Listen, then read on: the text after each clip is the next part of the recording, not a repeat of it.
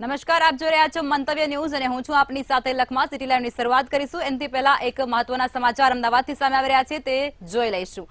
તો મહત્વના સમાચાર અત્યારે અમદાવાદથી મળી રહ્યા છે, જેમાં કારગિલ 4 રસ્તા પાસે અકસ્માત થયા હોવાની ઘટના સામે આવી છે.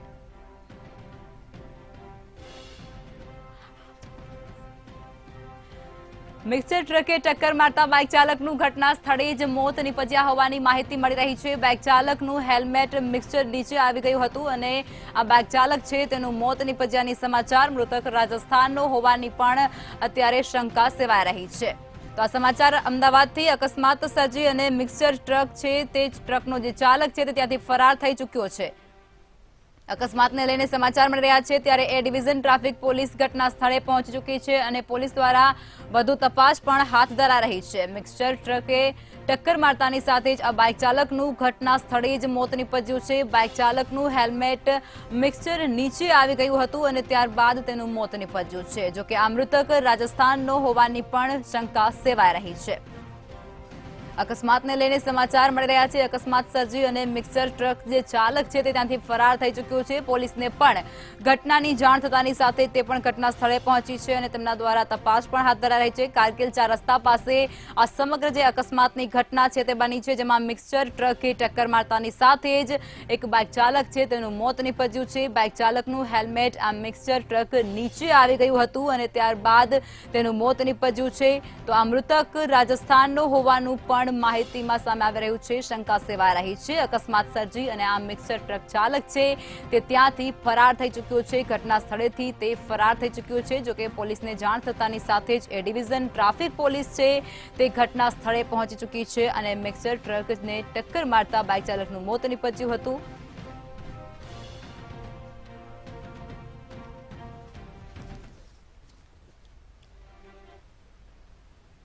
વડોદરામાં હિટ એન્ડ રનના કેસમાં ચોંકાવનારો ઘટસ્ફોટ સામે આવ્યો છે. આરોપી કુશ પટેલને જામીન માટે મોટો ખેલ કરાયા હોવાનું સામે આવ્યું છે. આરોપીને વહેલા જામીન માટે હોસ્પિટલમાં ખેલ કરાયો છે. એસએસજી હોસ્પિટલમાં નૈમિક દાખલ હોવા છતાં પણ ડિસ્ચાર્જ બતાવવામાં આવ્યો હતો. નૈમિકનું ઓપરેશન કર્યું છે અને હોસ્પિટલમાં તે અત્યારે દાખલ છે. ત્યારે દર્દીને ડિસ્ચાર્જ બતાવી અને આરોપીને જામીન આપી દેવામાં આવ્યા છે. આરોપી કુશને પોલીસ સ્ટેશનમાંથી જામીન મળી ગયા છે. ત્યારે આ આરોપીને છોડાવવા ખુદ સાંસદ પોલીસ સ્ટેશને ગયા હતા. એસએસજી હોસ્પિટલના કયા તબીબે આ ખેલ પાડ્યો છે તે પણ હવે એક મોટો સવાલ ઊભો થઈ રહ્યો છે. તો આ સમાચાર વડોદરાથી સામે આવી રહ્યા છે, જેની અંદર સાંસદે ખેલો ખેલ્યો હોય તેવું સાફ વર્તાઈ રહ્યું છે. આરોપીને છોડાવવા માટે ખુદ સાંસદ છે તે પોલીસ સ્ટેશન ખાતે ગયા હતા.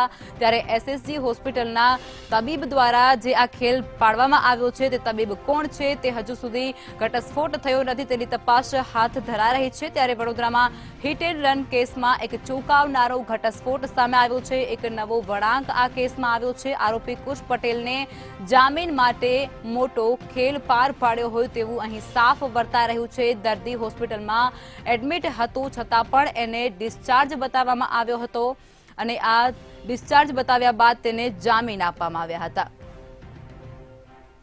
તો આ સમગ્ર જે મામલો છે તે વડોદરાથી સામે આવી રહ્યો છે. વડોદરાની અંદર આરોપીએ જામીન મેળવવા માટે હોસ્પિટલની અંદર ખેલો પાડ્યો છે. આરોપી કુશને પોલીસને સ્ટેશનમાંથી જામીન મળી ચૂક્યા છે. ત્યારે આરોપીને છોડાવવા ખુદ સાંસદ પોલીસ સ્ટેશન ખાતે ગયા હતા તેવું પણ માહિતીમાં સામે આવી રહ્યું છે. સાંસદ દ્વારા પોલીસ સ્ટેશને જઈ અને તેમને છોડાવવામાં આવ્યા હોય તેવા આક્ષેપો પણ કરવામાં આવ્યા હતા. ત્યારે એસએસજી હોસ્પિટલના જે ડોક્ટર છે તેમના દ્વારા આ કરવામાં આવ્યું છે તેની પણ તપાસ હાથ ધરાશે. ત્યારે વડોદરામાં જે હિટ એન્ડ રનની કેસ બન્યો હતો તેમાં હવે એક વળાંક આવ્યો છે. ચોંકાવનારો ઘટસ્ફોટ થયો છે.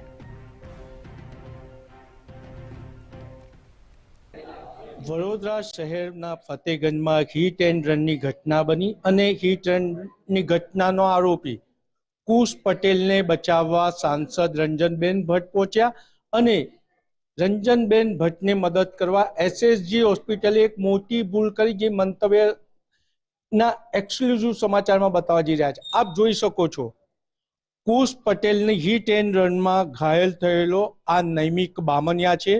આમાં જે એસએસજી હોસ્પિટલનો રેકોર્ડ છે એમાં આને ડિસ્ચાર્જ એટલે 19 તારીખે 1:30 ડિસ્ચાર્જ બતાવવામાં આવ્યો છે અને હાલ એને 2:30 વાગે ફરીથી એડમિટ કરવામાં આવ્યો છે. એટલે આપણે એમના પરિવારના ને પૂછીશું. બેન, જે રીતના ચોપડે બતાવવામાં આવ્યું છે કે કાલે બપોરે 1:30 વાગે તમને રજા આપવામાં આવી હતી, શું છે સમગ્ર વિગત? તમે ક્યારે અમને હોસ્પિટલ લાવ્યા અને શું છે બાબત? એની એડમિટ તો મેં બી વહેલા કરી દીધું હતું, સાંજે 6 વાગે. અમે 10:30 વાગ્યા પછી આવ્યા હતા રાતે. તો 4 વાગે છે ને ત્યારે ઓટી માંથી લઈને અહીંયા આવ્યા અમે જનરલ વોર્ડમાં. અને સવારે વાત થઈ હતી આઈ થિંક 11-12 વાગ્યા સુધી કે એને સારું છે, વાંધો નહીં, તમે શકો છો એમ. મેં કીધું કે અમે બહુ દૂરથી આવીએ છીએ, સુરેન્દ્રનગર, 4-5 કલાક જેવું થાય એટલે ડિસ્ચાર્જ લઈ શકે એમ નથી. તો એમને 1:30 વાગ્યાનો ટાઈમ આવ્યો, પણ એવું કીધું કે વાંધો નહીં, તમને એવું હોય તો કાલ સવારે આપજો. પણ ઓન પેપર છે ને એમાં ટાઈમ 1:30 વાગ્યાનો લખેલો છે.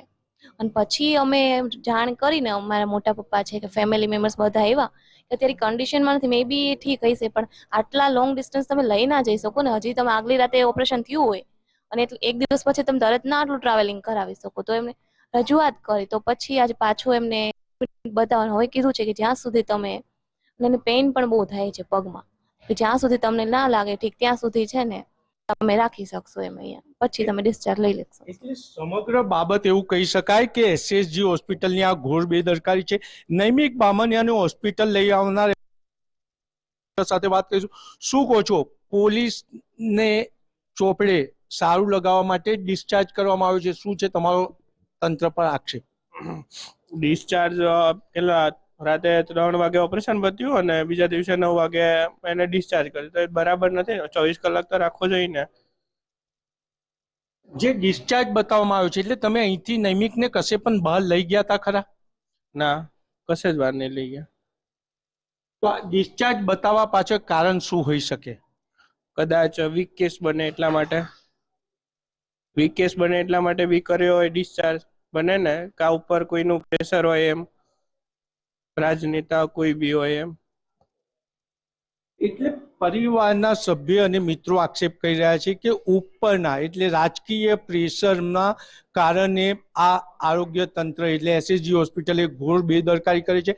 આપ જોઈ શકો છો તેમ નૈમિક બામણિયા હાલ પણ હોસ્પિટલમાં એડમિટ છે અને એસએસજી હોસ્પિટલના ચોપડે ડિસ્ચાર્જ બતાવીને ફરી મીડિયા જ્યારે પહોંચ્યું ત્યારે એડમિટ બતાવ્યો છે. મહત્વની બાબત એ છે કે ડિસ્ચાર્જ બતાવનાર જયમિક ચોકસી મીડિયા સાથે વાત કરવા તૈયાર નથી. એટલે જયમિક ચોકસી હોય કે એસએસજી હોસ્પિટલના આરોગ્ય તંત્રને કોનું પ્રેશર છે એ તો હવે સુપ્રિન્ટેન્ડન્ટનું બયાન લઈએ ત્યારે જ બહાર આવશે. વડોદરામાં હિટ એન્ડ રનનો જે કેસ થયો હતો તેમાં ચોંકાવનારો ઘટસ્ફોટ સામે આવ્યો છે. ચોંકાવનારો એક વળાંક અહીં સામે આવી રહ્યો છે. આરોપી કુશને પોલીસ સ્ટેશનમાંથી જામીન મળી ચૂક્યા છે. જામીન મળી ચૂક્યા છે. તેને અત્યારે માહિતી જે પ્રમાણે મળી રહી છે તે પ્રમાણે દર્દીને ડિસ્ચાર્જ બતાવી અને જામીન મેળવવામાં આવ્યા હતા. ત્યારે હોસ્પિટલની અંદર નૈમિક દાખલ હોવા છતાં પણ તેને ડિસ્ચાર્જ બતાવવામાં આવ્યો હતો ફાઇલમાં, અને ત્યારબાદ તેને ડિસ્ચાર્જ બતાવી આરોપીને જામીન આપી દેવામાં આવ્યા હતા. જોકે પોલીસ દ્વારા તપાસ હાથ ધરવામાં આવી રહી છે આ સમગ્ર મુદ્દે. ત્યારે અહીં અનેક સવાલો પણ ઊભા થયા છે કે સાંસદ પોતે ખુદ પોલીસ સ્ટેશન ખાતે ગયા હતા અને આરોપીને છોડાવ્યા હોય તેવા આક્ષેપો પણ આ સમગ્ર ઘટનામાં થઈ રહ્યા છે. અને સાંસદ પોતે જ ખેલ્યો હોય ખેલ તેવો અહીં ઘાટ ઘડાયો છે તેવા આક્ષેપો અહીં કરવામાં આવી રહ્યા છે. એસએસસી હોસ્પિટલમાં આ સમગ્ર બનાવ બન્યો છે, જેમાં દર્દી એડમિટ હોવા છતાં તેને ફાઇલમાં ડિસ્ચાર્જ બતાવવામાં આવે છે અને પછી તેને જે આરોપી છે તેને જામીન આપી દેવામાં આવે છે.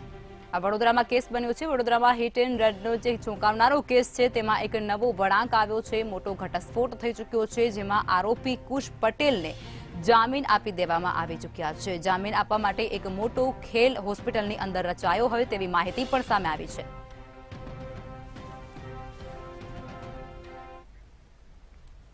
ભાવનગર મહાનગરપાલિકાના કમિશનર ફુલસર વિસ્તારમાં ટીપી સ્કીમ 2માં આવેલા શોપિંગ સેન્ટરના રિઝર્વ પ્લોટની ચકાસણી કરવા માટે પહોંચ્યા હતા. ત્યારે માપણી કરતા તેમની જમીનમાં ખાનગી કંપની મોબાઈલનો ટાવર ઊભો કર્યો હોવાનું સામે આવ્યું હતું. જેને પગલે ખાનગી કંપની સાથે અને મહાનગરપાલિકામાં તપાસ કરતા કોઈ કરાર નહીં થયો હોવાનું પણ જાણવા મળ્યું હતું. સ્થળ પર જઈ અને કમિશનર દ્વારા પીજીવીસીએલને બોલાવી અને પાવર કાપી નાખવાની, ટાવર ઉતારી અને કાર્યવાહી કરવાની પણ કહ્યું હતું અને આ કાર્યવાહી હાથ પણ ધરાઈ હતી. ત્યારે પ્રવીણ ચાવડા અને કલ્પેશ ખાંચણે મહાનગરપાલિકાને અંધારામાં રાખી કંપની સાથે બારોબાર એગ્રીમેન્ટ કરી નાખી અને દર મહિને ભાડું વસૂલતા હતા. ભાડું પેનલ્ટી સાથે રિકવર કરીશું, જરૂર પડશે તો ફોજદારી ગુનો પણ દાખલ કરવામાં આવશે તેવું પણ તેમના દ્વારા કહેવાઈ રહ્યું છે. તો આ સમાચાર છે તે ભાવનગરથી સામે આવી રહ્યા છે. ભાવનગરની અંદર ભ્રષ્ટાચારનો પર્દાફાશ થયો હોય તેવી ઘટનાને અંજામ મળ્યો છે.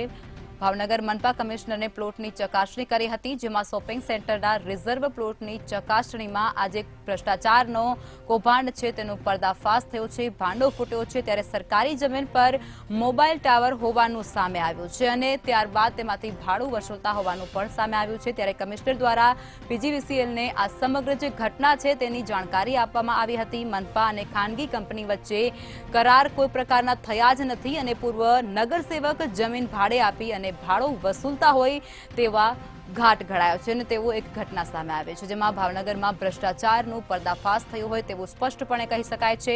પાવર કપાવી નાખી અને ટાવર ઉતારવાની કાર્યવાહી પણ આ સમગ્ર ઘટનામાં અત્યારે હાથ ધરાઈ રહી છે. ત્યારે ભાવનગર મનપા કમિશનરને પ્લોટની ચકાસણી કરી હતી અને ત્યારબાદ આ સમગ્ર જે ઘટના છે તેનો પર્દાફાશ થયો હતો. શોપિંગ સેન્ટરના રિઝર્વ પ્લોટની ચકાસણીમાં આ ભાંડો ફૂટ્યો છે, ભ્રષ્ટાચારનો પર્દાફાશ થઈ ચૂક્યો છે, જેમાં સરકારી જમીન પર મોબાઈલ ટાવર હોવાનો ખુલાસો થયો છે.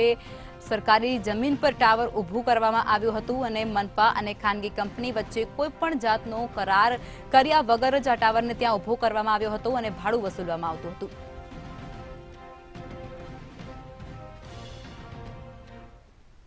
ભાવનગર મહાનગરપાલિકાની શોપિંગ સેન્ટરની રિઝર્વ જગ્યા ઉપર 3 વર્ષથી જીઓ કંપનીને કોઈ વ્યક્તિ દ્વારા ટાવર નાખવા માટે જગ્યા ભાડે આપી દેવામાં આવી અને 3 વર્ષથી આ જગ્યાનું ભાડું પણ ઉઘરાવવામાં આવ્યું.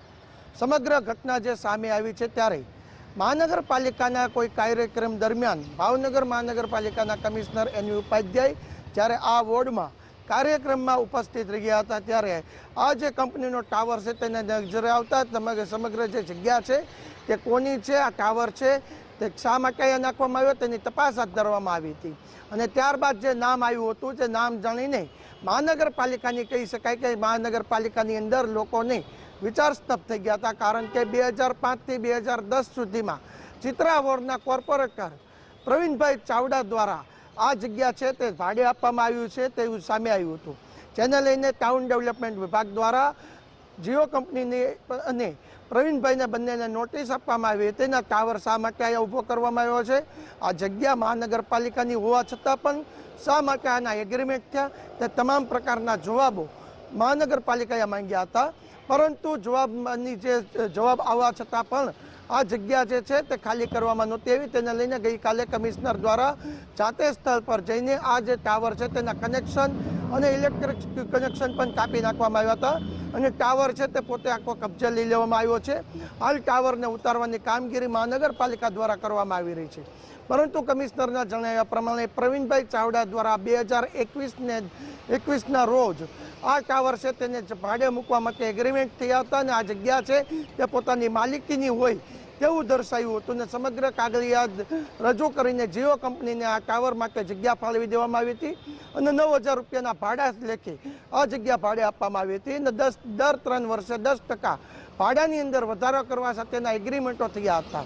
જોકે પ્રવીણભાઈનું જણાવ્યા પ્રમાણે કે તેને થોડાક દિવસો પહેલાં જ આ જે જગ્યા છે તેના દ્વારા જે કહી શકાય કે તેને હોવાની જે આશંકા હતી તેને લઈને આ ટાવર મૂકવામાં આવ્યો છે તેવું મહાનગરપાલિકાને જણાવવામાં આવ્યું હતું. તેમ છતાંય પણ કોઈ પણ જાતની કામગીરી હાથ ધરવામાં નહોતું આવ્યું. જોકે 3 વર્ષથી આ મહાનગરપાલિકાની જગ્યા હોવા છતાં પણ અહીંયા ટાવર ઊભો છે, ગેરકાયદેસર જે ટાવર ઊભો કરવામાં આવ્યો છે ત્યારે અધિકારીઓના ધ્યાને આ જગ્યા કેમ ન આવી તે વિચારવાનો વિષય છે. કારણ કે કમિશનરના ધ્યાને આવતા જ આ કાર્યવાહી કરવામાં આવી છે. હવે કમિશનરે જણાવ્યું હતું કે જે પ્રવીણભાઈ ચાવડા છે તેના જવાબો લેવામાં આવશે અને તેની પાસેથી ખુલાસો લેવામાં આવશે અને જો યોગ્ય જવાબ નહીં મળે તો તેની વિરુદ્ધમાં ફોજદારી કાર્યવાહી પણ કરવામાં આવશે તેવું કમિશનર એની ઉપાધ્યાય દ્વારા સૂચન કરવામાં આવી રહ્યું છે. તો આ સમાચાર ભાવનગરથી. ભાવનગરમાં ભ્રષ્ટાચારનો પર્દાફાશ થયા હોવાની ઘટના સામે આવી છે. સરકારી જમીનની અંદર કોઈપણ પ્રકારની મંજૂરી વગર ટાવર ઊભું કરી દેવામાં આવ્યું હતું. મનપા અને ખાનગી કંપની વચ્ચે કોઈપણ પ્રકારના કરાર નહોતા થયા અને પૂર્વ નગરસેવક જમીન ભાડે આપી અને ભાડું વસૂલતા હોવાની માહિતી સામે આવી છે.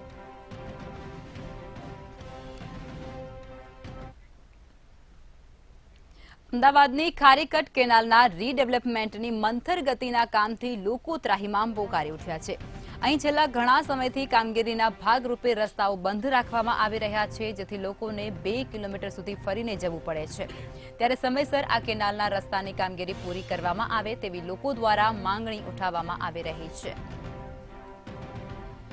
તો આ સમાચાર અત્યારે અમદાવાદથી સામે આવી રહ્યા છે. અમદાવાદની અંદર મંથર ગતિની કામગીરીથી લોકો પરેશાન થઈ રહ્યા છે. ઘણા સમયથી કામગીરીના ભાગરૂપે અનેક રસ્તાઓ છે તેને બંધ રાખવામાં આવી રહ્યા છે, જેથી કરી અને લોકોને પારાવાર મુશ્કેલીનો સામનો કરવો પડી રહ્યો છે. રસ્તા બંધ કરાતાની સાથે જ લોકોને 2 કિલોમીટર સુધી ફરી અને જવાનો વારો આવી રહ્યો છે. લોકો મજબૂર બની રહ્યા છે. ત્યારે સમયસર તમામ જે કામગીરી છે તળાવની તેને પૂર્ણ કરવામાં આવે તેવી લોકો દ્વારા ખાસ માંગ ઉચ્ચારવામાં અત્યારે આવી રહી છે.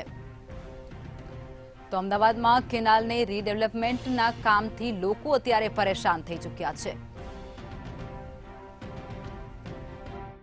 અમદાવાદ શહેરની જે ખારીકટ કેનાલ આવેલી છે, ખારીકટ કેનાલના તમામ જે સ્થાનિક રહીશો છે, અહીંથી પસાર થતા લોકો છે, તે આ ધીમી ગતિના જે કામથી પરેશાન થઈ ચૂક્યા છે. કારણ કે જે પ્રમાણે ખારીકટ કેનાલનું કામ જે છે 1200 કરોડનું કામ જે પ્રમાણે શરૂ કરવામાં આવ્યું છે, પરંતુ ધીરી ગતિના જે કામગીરી થઈ રહી છે, સાથે સાથે અહીં જે કનેક્ટેડ બ્રિજ રોડ જે હતા તે બંધ કરી દેવામાં આવતાની સાથે જ અહીં જે લોકો છે તેને 3 થી 4 કિલોમીટર ફરીને આવવું પડતું હોય છે.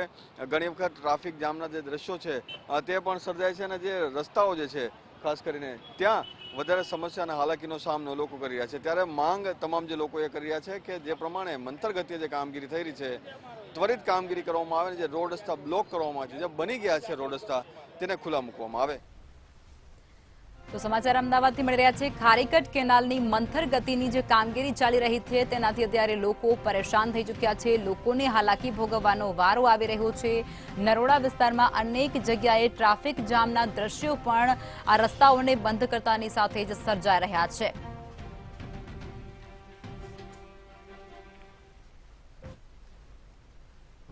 મધ્યમ વર્ગના લોકોને અસર કરતા સમાચાર સામે આવી રહ્યા છે. એક તરફ શાકભાજી અને કઠોળના ભાવમાં વધારો થઈ રહ્યો છે, ત્યાં હવે સિંગતેલના ભાવમાં પણ ફરી એક વખત ભડકો થયો છે. 2 દિવસમાં સિંગતેલના ડબ્બામાં 40 થી 50 રૂપિયાનો ભાવ વધારો થયો છે. ત્યારે મસ્ત મોટા ભાવ વધારાને કારણે ગૃહિણીઓનું બજેટ ખોરવાયું હોય તેવી માહિતી મળી રહી છે. તો આ સમાચાર મળી રહ્યા છે રાજકોટથી અત્યારે સામે આવી રહ્યા છે, જેમાં સિંગતેલના ભાવમાં વધારો થઈ ચૂક્યો છે. સિંગતેલના ડબ્બાનો ભાવ હવે 2600 પર પહોંચી ચૂક્યો છે. અત્યારે મધ્યમ વર્ગના જે પરિવારો છે તેઓનું બજેટ અત્યારે ખોરવાઈ ગયું હોય તેવી પરિસ્થિતિનું નિર્માણ થયું છે. એક તરફ શાકભાજી અને કઠોળના ભાવ તો વધી જ રહ્યા છે નિરંતર, ત્યારે હવે સિંગતેલના ભાવમાં પણ વધારો થયો છે.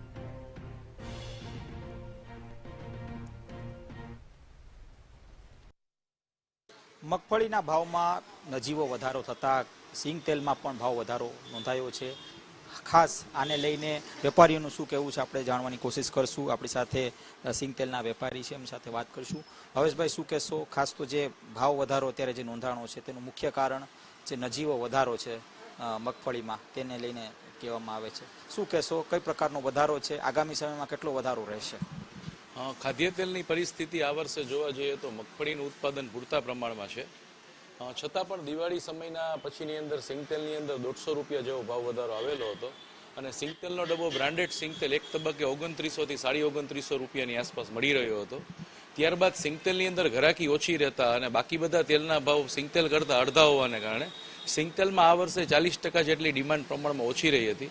એને કારણે સિંગતેલના ભાવની અંદર મોટા પ્રમાણમાં ભાવ ઘટાડો આવેલો હતો અને સિંગતેલમાં માલ ભરાવો થઈ જતા મિલર્સોએ ખૂબ નીચા ભાવમાં સિંગતેલ કાપવાનું શરૂ કર્યું હતું. આને કારણે સિંગતેલનો ભાવ એક તબક્કે 2550 થી ભાવની આસપાસ સિંગતેલ 2550 થી બ્રાન્ડ પ્રમાણે 2600 રૂપિયાની આસપાસ સિંગતેલ ચાલ્યો ગયો હતો. એટલે એવું ચોક્કસ કહી શકાય કે વધેલા ભાવથી સિંગતેલનો ડબ્બો 300 રૂપિયા જેવો ધરખમ ભાવ ઘટાડો આવી ગયેલો હતો અને સિંગતેલ ફરીથી બોટમ આઉટ થઈ જતા સિંગતેલના ભાવમાં ભાવની સ્ટેબિલિટી આવતા સિંગતેલમાં ફરીથી 40 થી 50 રૂપિયા જેવો પર ટીન જેવો ભાવ વધારો આવેલો છે. અને મગફળી પણ ખૂબ જ ભાવ ઘટી ગયો હોવાથી ખેડૂતોને પણ મગફળી આ ભાવમાં વેચાણ કરવી પોસાય એવી નહોતી, એટલે મગફળીના ભાવમાં પણ નજીવો ભાવ વધારો થયો હોવાને કારણે સિંગતેલની અંદર ભાવ વધારો દેખાઈ રહ્યો છે. આગામી સમયમાં આ ભાવ વધારો યથાવત રહેશે કે કેમ, શું લાગે છે અત્યારે? કારણ કે આપ વેપારી છો, લાંબા સમયથી ક્યાંક જે ભાવ છે તે ઘટતો હતો, તો અત્યારે શું લાગે છે આગામી સમયમાં સ્થિતિ કઈ પ્રકારની રહેશે? સિંગતેલની વાત કરીએ તો સિંગતેલની પરિસ્થિતિ જોવા જઈએ તો આ ભાવની અંદર સિંગતેલ સ્ટેબલ થઈ જવું જોઈએ એવું મને લાગી રહ્યું છે. છતાં પણ કદાચ એક વખત 20-25 રૂપિયા જેવો ભાવ વધારો થઈ અને સિંગતેલ આ ભાવની અંદર સ્ટેબલ થઈ જશે, ત્યાર પછી સિંગતેલની અંદર લાંબો ભાવ વધારો આવી શકે એવી શક્યતાઓ બિલકુલ નથી, કારણ કે મગફળી પૂરતા પ્રમાણમાં આપણે ત્યાં અવેલેબલ છે. આ ઉપરાંત સિંગદાણા અને સિંગતેલ બહારના દેશોમાં એક્સપોર્ટ થઈ શકે એવો ભાવ આપણે ત્યાં એટલો બધો નીચો ભાવ પણ આપણે ત્યાં નથી. એને કારણે સિંગતેલની ડિમાન્ડ પ્રમાણમાં ખૂબ ઓછી હોવાને કારણે પણ સિંગતેલનો ભાવ વધારો સીમિત દાયરામાં રહેશે એવું મને લાગી રહ્યું છે. હવે ડિમાન્ડ ઓછી થતી જાય છે સિંગતેલની. જનરલી સિંગતેલ ખાદ્ય તેલનો રાજા ગણાય છે અને આપણે જનરલી કન્ઝ્યુમર બધા સિંગતેલનો જ વપરાશ કરી રહ્યા છે, પણ જનરલી ખાદ્ય તેલના ટોટલ વપરાશની અંદર આપણા દેશની અંદર સિંગતેલનો વપરાશ ફક્ત 3-4% જેટલો જ સીમિત માત્રામાં છે.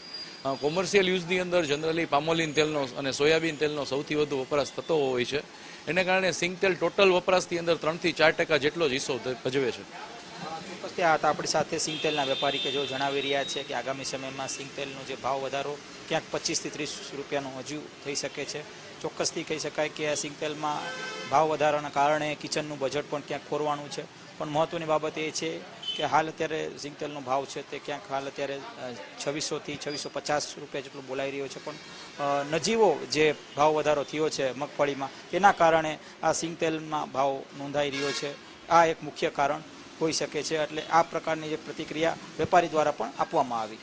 જી તો મધ્યમ વર્ગના લોકોને અસર કરતા સમાચાર સામે આવી રહ્યા છે, જેની અંદર સિંગતેલના ભાવમાં ફરી એક વખત ભડકું થયું છે. સિંગતેલના ભાવમાં વધારો નોંધાયો છે, 40-50 રૂપિયાનો વધારો નોંધાયો છે, ત્યારે સિંગતેલનો ડબ્બો હવે 2600 ને પાર પહોંચી ચૂક્યો છે.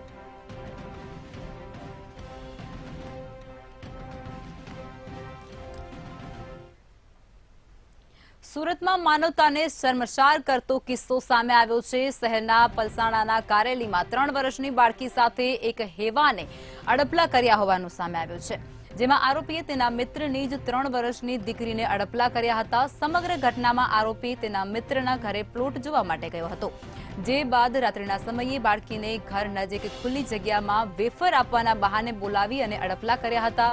ત્યારે સમગ્ર ઘટનાને લઈ અને બાળકીના પિતાએ પોલીસમાં ફરિયાદ પણ દાખલ કરાવી છે. તો પોલીસે ગણતરીના કલાકોમાં જ આરોપીને ઝડપી અને કાયદેસરની કાર્યવાહી પણ હાથ ધરી છે.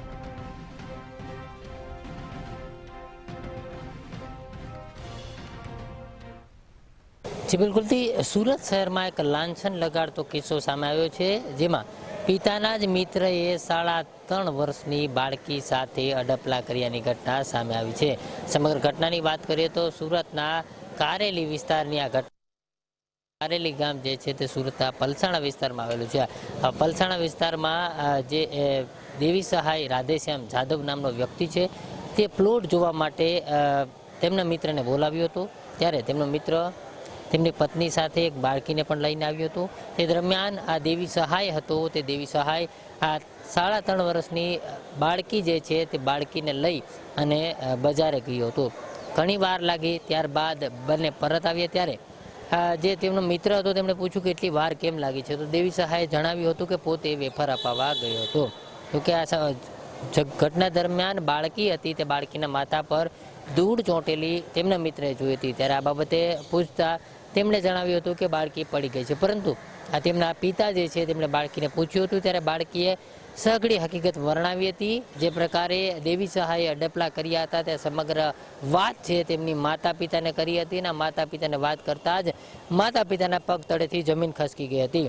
પિતાના મિત્ર એટલે કે કાકાના સંબંધ હોય છે તેમને શર્મસાર કરતો કિસ્સો કહી શકાય. અને તેમને આ બાળકી સાથે જે પ્રકારે અડપલા કર્યા છે તેને જ લઈને તેમની માતા જે છે તેમણે પલસાણા પોલીસ મથકમાં ફરિયાદ નોંધાવી હતી. પલસાણા પોલીસે પોક્સો એક્ટ હેઠળ ફરિયાદ નોંધી છે અને સમગ્ર મામલે કાયદેસરની કાર્યવાહી હાથ ધરી છે. જે પ્રકારે સમગ્ર મામલો સામે આવ્યો છે તે ખૂબ શરમજનક કહી શકાય. અને જે કાકા છે, કાકા પિતા સમાન હોય છે, અને તેમની સાથેના સંબંધ જે છે તે લાંછન લગાડતો કિસ્સો સામે આવ્યો છે. દેવી પ્રસાદ નામનો આ વ્યક્તિ જે છે દેવી સહાય દેવી સહાય રાધેશ્યામ જાદવ આ વ્યક્તિ જે છે તે 28 વર્ષનો છે અને પોતે એકલો રહેતો હતો અને તેમનો મિત્ર જે છે તેમને આ પ્લોટ જોવા માટે તેમણે બોલાવ્યો હતો. ત્યારબાદ આ સમગ્ર ઘટનાને તેમણે અંજામ આપ્યો હતો અને આ સમગ્ર ઘટના બાદ તે નાસી છૂટ્યો છે. હાલ સમગ્ર મામલે કહી શકાય કે પોલીસે ગણતરીની કલાકોમાં આરોપી જે છે તેમની ધરપકડ પણ કરી લીધી છે. હાલ સમગ્ર મામલે પોલીસે વધુ તપાસ હાથ ધરી છે. જી તો આ મામલો અત્યારે સુરતથી સામે આવી રહ્યો છે. સુરતની માનવતાને શર્મસાર કરતો એક કિસ્સો સામે આવ્યો છે. ઘરની બહાર ખુલ્લી જગ્યામાં એક નાની બાળકી 3 વર્ષનીને લઈ જઈ અને મિત્રએ જ પોતાના બીજા મિત્રની દીકરી પર શારીરિક અડપલા કર્યા હોવાની ઘટના બની છે, જેમાં સુરતમાં પિતાનો મિત્ર જ હેવાન બન્યો હોય તેવી એક શર્મસાર કરતો કિસ્સો સુરતથી સામે આવી રહ્યો છે. મિત્રની જ 3 વર્ષની દીકરી પર મિત્રએ જ શારીરિક અડપલા કર્યા હતા. ઘરની બહાર ખુલ્લી જગ્યા પર વેફર આપવાની લાલચ આપી અને આ બાળકીને તે ત્યાંથી ઘરથી બહાર ખુલ્લી જગ્યા પર લઈ ગયો હતો અને ત્યારબાદ દીકરી સાથે શારીરિક અડપલા કરવામાં આવ્યા હતા. 3 વર્ષની બાળકી સાથે આવું કૃત્ય કરવામાં આવ્યું છે. આ શર્મસાર કરતી ઘટના સુરતમાં બની છે. રાત્રિના સમયે વેફર આપવાના બહાને એક મિત્રએ જ પોતાની મિત્રની દીકરી પર શારીરિક અડપલા કર્યા હતા.